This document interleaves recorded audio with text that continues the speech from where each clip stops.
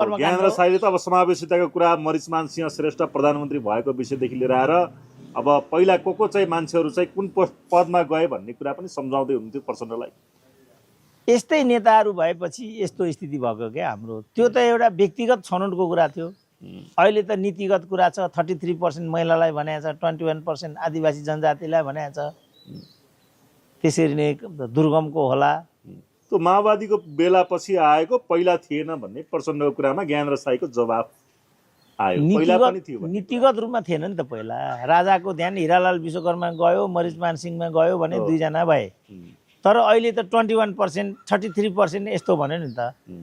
निजामुद्दीनमा पनि दुर्गम भन्यो, इत्यादि भन्यो। अहिले महिलाहरूको हेर्नु सबभन्दा राम्रो पत्नी त महिलाहरूको छ। बिचमा एकजना महिला मुख्य सचिवसम्म भइन्। कारण त्यो थियो नि त। हिजो त्यो थिएन नि त। राजदूतमा पनि कोटाको कुरा छ, जनजाति भनेको छ। त्यस कारणले हिजो र आज तुलनै हुँदैन। राजाहरूलाई चाहिँ जातीय विविधताको बारेमा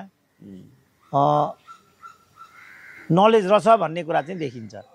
पृथ्वीनारायण शाहले त्यही बेला नेपाल 4036 वर्णको फुलबारी हो भनेका थिए। छोटा बडा सबैको लागि यो देश समान हो, साना दुःखले आर्जिएको मुलुक होइन, चेतना भया भनेको थिए नि त। त्यस कारणले त्यो कुरा बिस्तारै क्रमभङ्ग हुँदै आयो। जस्तो प्रचण्डकै कुरा गर्दाखेरि त्यो सब कुरा गरे, तर सदाकाल उहाँ नै अध्यक्ष भइरहनु भयो नि त। अहिले पनि भइरहेको हुनुहुन्छ भनेपछि त्यो समावेशिताको के अर्थ भयो? राजाको नीति र यिनीहरूको नीतिमा नीतिगत अलिकति भिन्नता भयो। तर राजा पनि आफै राजा भइरहने कुरा थियो, यिनीहरू पनि आफै अध्यक्ष भइरहने कुरा छ। के भिन्नता भयो त त्यसमा?